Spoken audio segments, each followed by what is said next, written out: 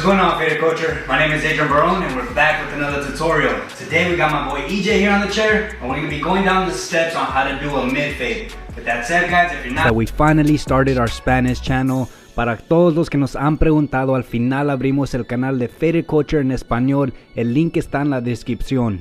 First tip I have for y'all guys is if your client comes in with any bed hair or hat hair, you always want to wet it and blow dry it to neutralize it to its normal position. We're gonna go ahead and start with the number 6 lever completely closed. One thing I do want you to make sure of is that you recomb the hair after every few strokes and you go over the top as many times as possible. You always want to make sure that the top is clean cut. You don't want any frizz sticking up from the top. Just a heads up, this is where I would start my low fade. I start my mid fades right under that temple peak area and my high fades a little bit higher than that temple peak area. For now, we're going to go ahead and debulk using my 1.5 guard lever completely open, and the purpose of debulking is so when I come in and set my initial guideline, it's going to be as clear as possible.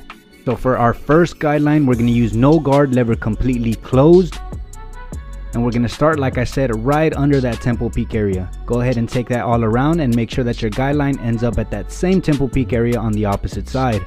To continue, we're going to go ahead and open up the lever completely open and take that up about a ½ inch or so. Now with the 1 guard lever still in that fully open position, we're going to repeat the process. Just make sure that your guideline does run parallel to the one underneath so your fade is even throughout.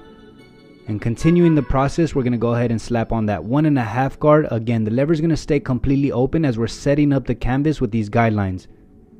Now with the number 2 guard, just take note how I'm flicking out from the parietal ridge area and I'm not digging in. Now with my number 3 guard, go ahead and continue the process.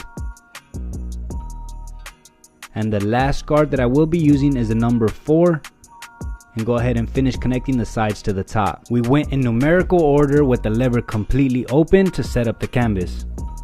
By now you should have 2 guidelines. The first one that we started with the lever closed, and the second that we started with the lever completely open. We're going to go ahead and start with that second one and work our way down.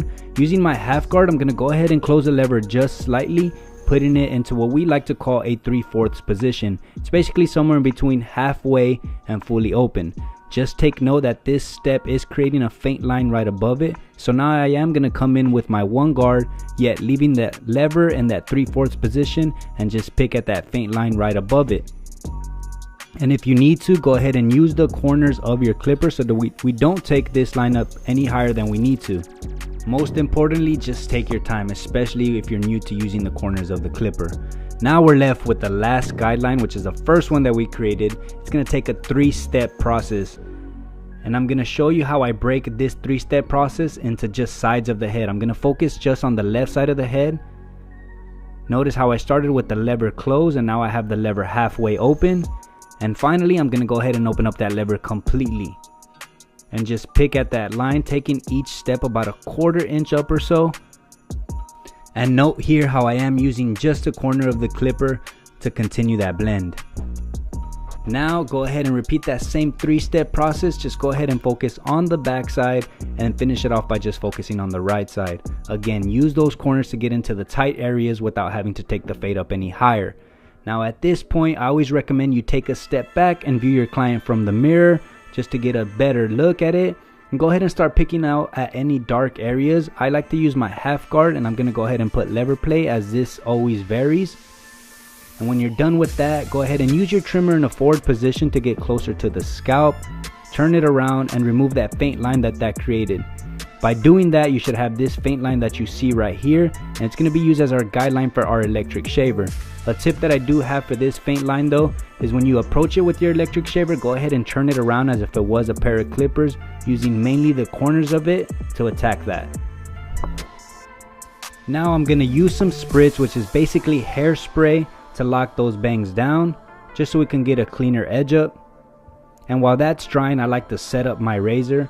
I will be using our very own Faded Culture Platinum razor blades, which you can find at fadedculture.co. The link is in the description, guys.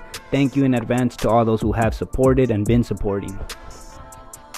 Go ahead and snap off the end so I can slide it into my Turkish style razor. And for the edge up, I always like to start in the middle and work my way to just one side. And then from there, start again from the middle just to recalibrate to make sure that you are going straight.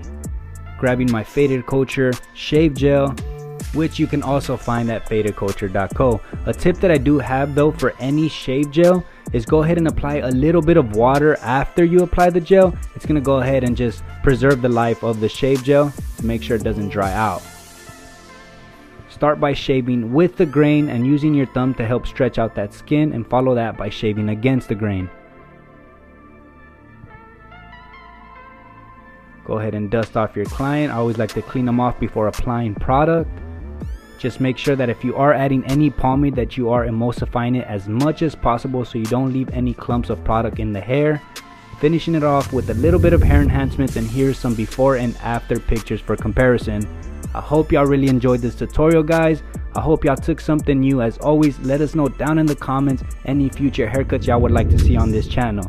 As always, if you're not already subscribed, please go ahead and do so, and I'll catch you on the next one. Peace.